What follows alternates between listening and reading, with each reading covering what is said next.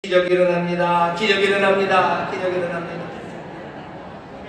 기적이 일어납니다. 늘 하나님의 놀라운 역사가 일어나지만 특별히 이 대강절 기간 기적의 시간들입니다. 주님이 오셔서 우리의 삶을 새롭게 바꾸시는 놀라운 기적을, 그리고 전에 누리지 못했던 큰 기쁨과 감사를 누리는 저와 여러분 되시기를 주의 이름으로 축원합니다. 대강절 첫 주 우리에게 주시는 하나님의 말씀은 시편 31편 15절서부터 24절까지의 말씀이고요. 설교의 제목은 주님을 기다리는 사람들이라는 제목으로 말씀을 나눌 겁니다. 주님을 기다리는 사람들입니다. 저와 여러분에 관한 이야기입니다. 저와 여러분들, 여기 주님을 기다리는 사람들이 도대체 어떻게 살 건지, 또 어떻게 살라고 말씀하시는지 그 말씀에 귀를 기울이면서요, 우리의 삶이 다시 한번 주님 맞을 준비되는 사람들, 또 오시는 주님과 함께 정말로 온전한 하나님의 약속을 누리는 그런 사람들이 되기를 바라고, 오늘 이 말씀이 우리에게 그 빛을 비추시고 또 우리를 인도하시는 주님의 말씀이 될 줄 믿습니다. 오늘 설교 제목 그대로 우리는 기다리는 사람입니다. 우리는 기다리는 사람들이요, 주가 오심을 기다리는 사람들입니다. 사람들이 그러죠. 인생은 기다림이라고. 사람들이 늘 기다리며 삽니다. 기다린다는 건 소망이 있다는 겁니다. 소망을 가지고 뭔가를 기다리며 살죠. 그런데 어느 순간인가 사람들의 기다림이 멈춰져 가기 시작하고 사람들은 소망을 잃어가기 시작합니다. 그냥 기다리는 게 없죠. 너무 지쳤기 때문입니다. 사실은 기다리다가 지쳤기 때문에 무엇을 기다리는지도 모르고 살아갑니다. 소망이 계속해서 꺾여갔기 때문에 아예 소망을 포기하며 살아가는 사람들입니다. 하지만 우리는 아닙니다. 우리는 기다리는 사람들, 끝까지 주님 오심을 기다리는 사람들인 줄 믿습니다.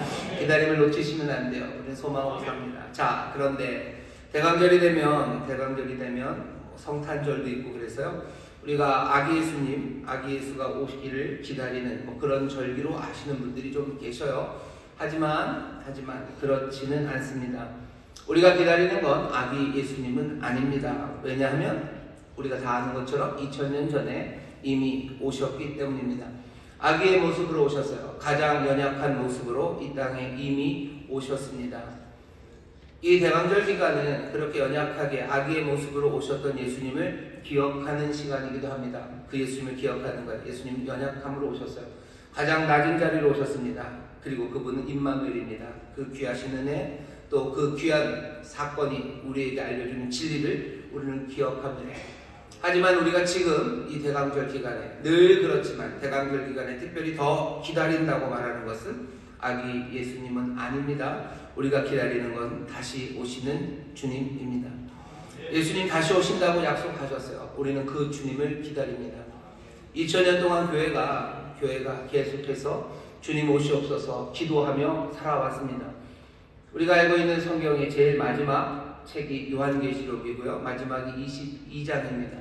21절까지 있는데 마지막 21절은 은혜가 너희와 함께 이렇게 되어 있고요. 그 앞에 거의 마지막에 있는 마지막 이야기는 오시옵소서 주 예수여 라는 간구와 어쩌면 찬송이 성경의 마지막입니다. 그 얘기는 2000년 동안 교회가 늘 오시라고, 주님 오시라고 기도하고 또 그렇게 찬송하며 주님을 기다리며 사는 사람들이 우리들입니다. 주님이 2000년 전에 이미 오셨죠. 그럼에도 불구하고 우리가 계속해서 주님 오시옵소서라고 기도하는 이유는 뭡니까? 다른 거 아니에요. 주님 오셔서 우리의 삶을, 우리의 생을 완성시키시기를 우리가 기도하기 때문입니다. 아니, 오직 오시는 주님만이 우리의 삶을 완성시키시기 때문입니다. 우리의 삶이라는 건 여전히 지금 살고 있는 저와 여러분들을 보세요. 우리의 삶은 여전히 하나님 나라 백성이고 또 하나님의 자녀로 살아가고 있지만 아직 다 완성된 것은 아닙니다. 저와 여러분들이 부활의 몸으로 살아가고 있는 것은 아니에요. 저와 여러분들이 정말로 우리의 육체의 여러 가지 한계들, 우리 안에 있는 여전히 남아있는 뭔가들에 묶여 살지 않고 헐헐 자유함으로 온전하게 살지는 못합니다. 하지만 주님 다시 오실 때 우리의 모든 그 유한성, 나 자신에서 벗어날 수 없었던 그 어리석음과 연약함들이 다 벗어지는 날이 주님이 오시는 그때이기 때문입니다. 우린 주님 오시기를 바라요. 내 삶이 완성되는 거죠. 하나님의 놀라우신 약속이 우리의 삶을 향해서, 우리 이 땅을 향해서 하나님 하셨던 그 약속이 주님 다시 오시며 완성되기에 우리는 주님 오시기를 기다리는 겁니다. 우리는 이 몸에서 벗어나기를 기도해요. 왜? 우리는 왜 이 몸에서 벗어나기를 원하셔요? 변진섭이 얘기하는 것처럼 하늘을 훨훨 날기 위해서요. 나쁘지는 않죠. 하늘을 날면 얼마나 좋겠습니까? 하지만 하늘을 나는 것 말고도 우리의 육체에 갇혀있기 때문에 우리의 삶이 얼마나 못나 보이고요. 그리고 얼마나 부족합니까?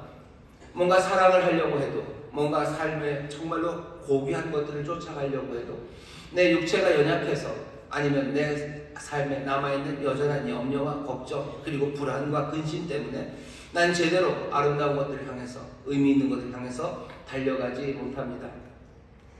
예를 들면 그런 거죠. 조국을 위해서 내가 모든 것들을 다 바치겠다고 충성의 마음으로 달려가고 싶어도 붙잡는 것이 많아요.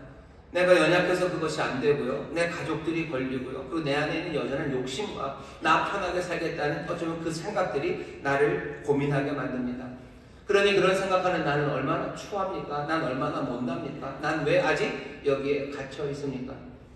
내 사랑하는 친구들이 있어요. 내 사랑하는 친구들을 위해서, 내가 그 친구를 위해서 정말로 내 목숨을 가져다 주는 것, 그것이 가장 귀한 사랑임을 주님이 말씀하셔서도 알고요. 나도 압니다. 내가 정말로 그렇게 내 이웃, 내 친구를 향해서 내 모든 것들을 다 바치는 삶이, 그것이 의미 있고 가치 있고 아름다운다는 걸 알면서도 내 육체의 연약함과 여기 있는 유한성 때문에 그렇게 하지 못해요. 내가 배고프면 안 될 것 같은 거죠. 내가 가난하면 안 될 것 같은 거죠. 내 안에 남아있는 여전히 세상에서 인정받고 싶은 마음과 내 안에 있는 탐심이, 그리고 내 한계가 나를 그렇게 살게 못합니다. 거기에서 여전히 괴로워하고 있어요. 예수님, 오직 주님의 은혜만이, 그리고 오시는 주님만이 우리를 이 모든 유한성에서 자유롭게 하실 겁니다. 주의 은혜가 우리 가운데 가득하게 임하고, 주의 놀라우신 능력이 우리 가운데 가득하게 임하고, 주의 그 놀라운 진리의 빛이 우리 가운데 거할 때 우리는 그 한계들을 넘어가기 시작합니다. 우리는 주님 오시기를 바라요. 주님 오시기를 바랍니다. 그래서 내 삶이 달라질 것들을 여전히 꿈꿉니다. 뿐만 아니죠. 주님의 생명의 풍성함이 우리에게 임할 때 우리는 그때야 비로소 영원함을 누리며 살기 시작할 겁니다. 삶에 영원하지 않고 그냥 덧없다는 것이 얼마나 슬프고 그리고 가슴 아픕니까? 그냥 그럴 수밖에 없다는 것을 인정하며 사람들은 절망하며 살죠. 하지만 우리가 들었던 약속은 우리에게 영원한 삶을 주시겠다는 귀하신 약속이에요. 이 땅에서 그 영원한 삶을 살아갈 수 있습니까? 그렇진 않겠죠. 하지만 주님 다시 오시면 그때는 얘기가 다릅니다. 주님 오셔서 그 모든 것들을 온전히 이루신다고 하셨어요. 주님 오시면 우리는 영원, 그 영원함에 함께 살아가기 시작합니다. 그 삶이 어떤 아름다움이고 그 삶이 가져다주는 가슴 벅참이 무엇인지 우리는 다 지금 알 수 없습니다. 다 알 수 없어요. 그냥 기대만 하는 거죠. 주님 다시 오셔서 우리를 그 영원한 삶으로 인도하실 때 우리의 영혼과 우리는 그 놀라우신 은혜와 역사 앞에 그냥 전율할 거라고 생각해요. 알 수 없는 차마 뭐라고 노래할 수 없는 그 노래로 주를 노래하고 찬송할 거라는 걸 우리가 압니다. 그 영혼을 우리가 맛보기 시작할 때 우리의 모든 것들이 새로워지고요. 어쩌면 터져나가는 기쁨과 찬미가 우리 가운데 넘쳐날 것, 우리는 그걸 기대해요. 하지만 그게 뭔지 다 알 수 없습니다.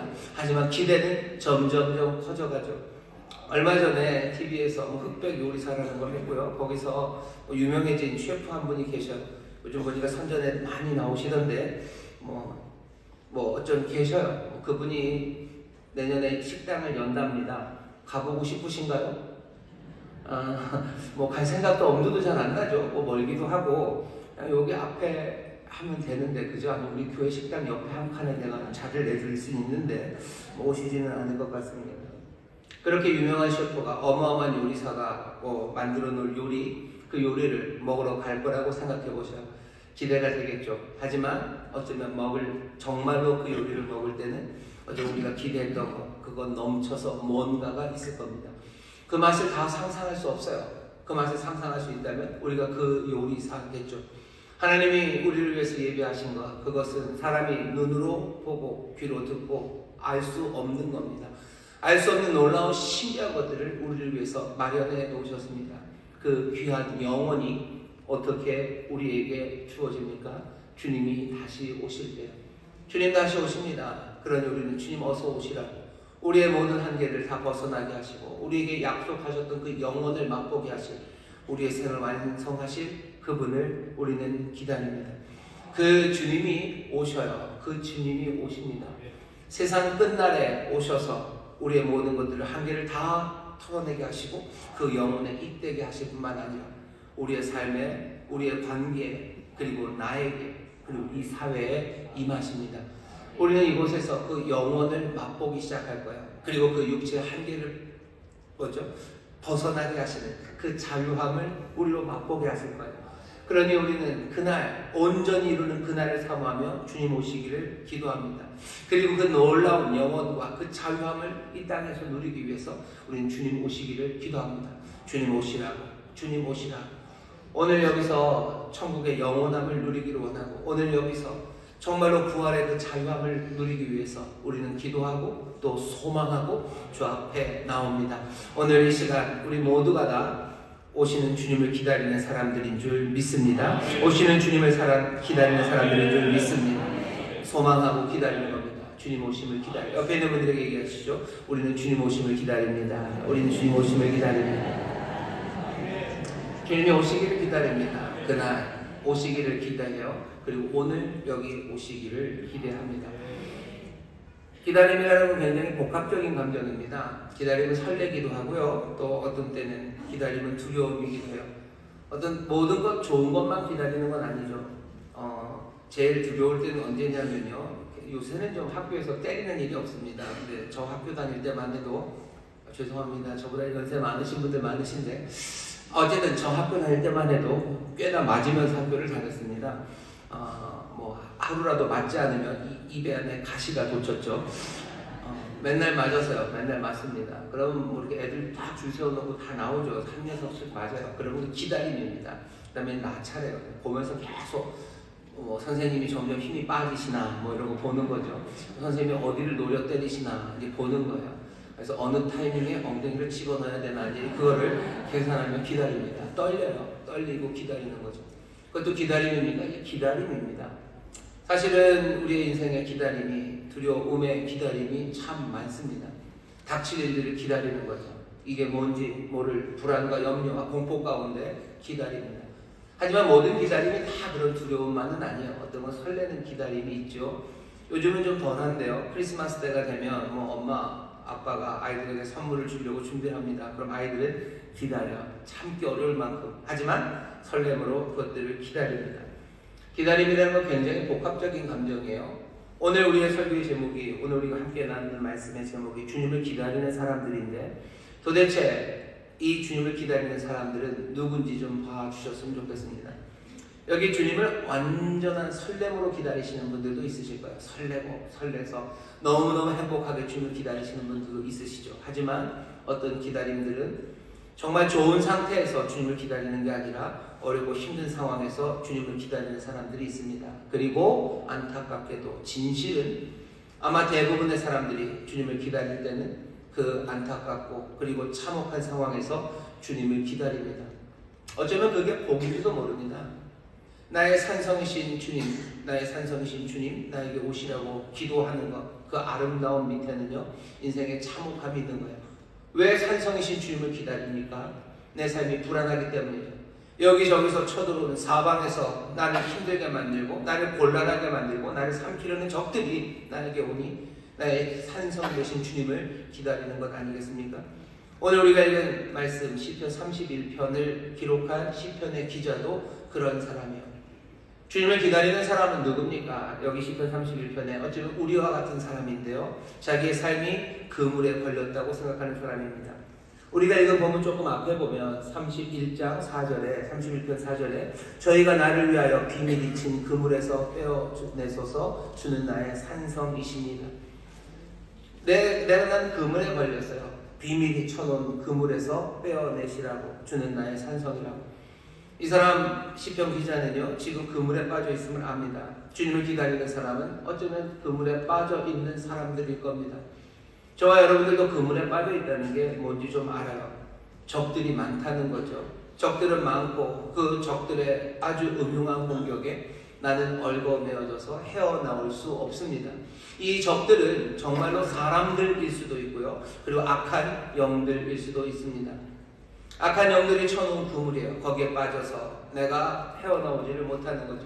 아니 왜 그물에 빠졌냐고 하는 이야기를 할 수는 있겠지만 그물에 빠진 사람에게 그 얘기를 해봐야 뭐 별 효과는 없습니다.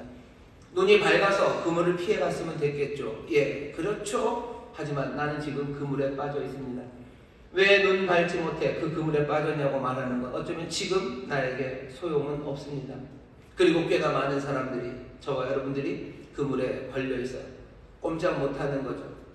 주님이 우리에게 오셔서 우리를 육체의 한계에서 벗어나게 하시는데 여기 산성이 되시는 이분이 나를 지키시고 나를 건져내시는 것 말고는 다른 방법이 없습니다. 여기 주님을 기다리는 사람은 그물에 걸려있는 사람이요, 그물에 걸린 사람. 또 여기 있는 시인은 뭐라고 얘기하냐면요, 12절에 내가 잊어버린 바 되니 사망한 자를 마음에 두지 아니한 같고 파기와 같으니이다. 여기 파기라고 된 것은요, 그릇입니다. 깨어진 그릇이요. 내 인생은 깨어진 그릇 같다는 사람들, 그 사람들이 주님을 기다립니다. 인생이 깨진 그릇 같다는 게 뭐겠습니까? 내 인생에 더 이상 담을 게 없어요. 내 인생은 깨졌죠. 내 삶에 기쁨을 담을 수 있습니까? 기쁨 담지 못합니다. 내 삶에 희망을 담을 수 있습니까? 희망 담지 못합니다. 내 삶에 뭔가 참된 생명과 그리고 활기찬 무엇가 담겨질 수 있습니까? 아니, 그건 이제 끝났습니다. 왜? 나는 깨어진 그릇이기 때문이에요. 내 인생은 망쳤죠. 내 인생은 끝났죠. 나는 깨진 그릇 같은 사람입니다. 그게 오늘 시편 기자의 고백이에요. 내 인생이 그물에 걸린 것 같고 내 인생이 깨진 그릇 같아서 내 삶에 더 이상 기쁨이 그리고 소망이 담겨지지 않을 것 같은 사람들. 나는 여기서 옴죽달싹하지 못하고 이제 어찌 살아야 될지 모르는 사람, 그 사람에 관한 이야기입니다. 주님을 기다리는 사람들은 누구예요? 모든 것들을 다 잘해놓고 자유함으로 그냥 반짝반짝거리는 사람들이 그냥 꽃단장하고 주님 오시를 이를 기다리는, 그게 우리가 소망하는 목표고 그것이 복된 삶이지만 지금 여기 오늘 주님을 기다리는 사람, 오늘 이 시편 31편의 이 사람은 저와 여러분들처럼 그물에 걸린 것 같고 깨진 그릇 같은 사람, 그 사람들이 주님을 기다립니다. 이 사람들은 뭘 기다리겠습니까? 깨진 그릇 같고 그물에 걸린 사람들, 그 사람들이 기다리는 주님, 그 사람들이 기다리는 것은 주님의 손입니다. 그리고 주님의 얼굴입니다. 오늘 시편 우리가 읽은 본문 말씀이 그 얘기를 해요. 우리는 뭘 기다립니까? 우리는 주님의 손을 기다려요. 그리고 우리는 주님의 얼굴을 기다립니다. 모든 것들이 완벽하게 준비된 사람은 그냥 주님 오시기를 기다릴 거예요. 하지만 여기 깨어지고 여기 묶여있는 이 사람들은 주님의 손과 그리고 주님의 얼굴을 더욱더 바라고 기다릴 수밖에 없습니다. 15절 말씀 보시죠. 거기 보면 이렇게 되어 있습니다. 내 시대가 주의 손에 있사오니 내 원수와 핍박하는 자의 손에서 나를 건지소서. 내 시대가 주의 손에 있대요. 내 시대라고 되어 있는 그 시대는요, 나의 시간입니다. 나의 미래입니다. 나의 미래는 주님 손에 있습니다 라고 고백해요. 아니, 나의 미래가 주님 손에 있게 해달라는 거죠. 왜냐하면 나는 지금 내 대적의 손에 있는 것 같기 때문이에요. 15절 다시 읽겠습니다. 내 시대가 주의 손에 있사오니 내 원수와 핍박하는 자의 손에서 나를 건지소서. 앞에 8절에도 그런 말씀이 있어요. 나를 대적의 수중에 금고치 아니하셨고 내 발을 넓은 곳에 채우셨습니다. 적의 손이 있죠. 적의 손에 내가 갇혀 있어요. 원수에게 잡혀 있어요. 핍박하는 자의 손에 잡혀 있습니다. 손에 잡혀 있다는 건 포로가 되었다는 뜻이겠죠. 하지만 더 중요한 의미는 그 힘이 나를 붙잡아요. 손은 능력을 말합니다. 붙잡는 걸 말하는 거예요. 내 삶을 움직이는 힘이 내 원수고 내 삶을 움직이는 작동하는 원리가 내 대적, 거기로부터 내가 움직여 간다는 겁니다. 그렇게 살기 싫어요. 내 삶을 움직이는 게 적들입니다. 어쩌면 적이 완전히 나를 장악해서 적의 의도대로 살 수밖에 없는 노예와 같은 상황에 빠져 있을 수도 있고, 아예 그렇게 구체적으로 아주 그냥 물질적으로, 육체적으로 딱 붙잡혀서 그랬으면 그렇게 움직여 갈 거고요. 좀 멀리 떨어져 있어도 적들의 수중에 있음이 분명합니다. 왜? 적이 우리가 가져다주는 두려움이 내 삶을 움직여가기 때문입니다. 나를 두렵게 해서 두려움으로 살아가게 해요. 내 모든 행동들. 나는 꼭두각시처럼 줄이 연결되어 있지 않아도 나는 꼭두각시처럼 움직입니다. 그들의 손에 내가 달려있어요. 그들이 나를 두렵게 하니 나는 하나님의 자녀다운 당당함으로 살아가지 못해요. 난 두려움에 살아갑니다. 자랑하지 못하는 거죠. 고개 들지 못하는 거죠. 고개 숙여요. 왜 내가 고개를 숙입니까? 적의 수중에 있기 때문이에요. 적이 우리가 가지고 있는 공포, 두려움, 불안, 염려, 근심, 그 모든 적들의 그 손에 나는 붙잡혀서 두려움으로 고개 하나 들지 못합니다. 그 두려움으로 얼굴에 미소 하나 짓지 못하는 거예요. 내가 내 아들에게 미소 짓지 못해요. 내가 내 이웃에게 웃지 못합니다. 왜? 적들의 수중에 잡혀있기 때문이죠. 가난이라는 공포를 나에게 그냥 몰아넣으니까요. 나는 내 주머니에 있는 거 하나, 옆에 있는 꼬맹이들에게 내가 내어주지도 못해요. 배고픈 사람 하나에게 내가 가진 것 하나 내어줄 자유함이 없습니다. 왜? 나는 적들의 수중에, 나는 그 손에 붙잡혀 있기 때문이에요. 지금뿐만 아니라 내 미래가 그렇게 될 겁니다. 원수의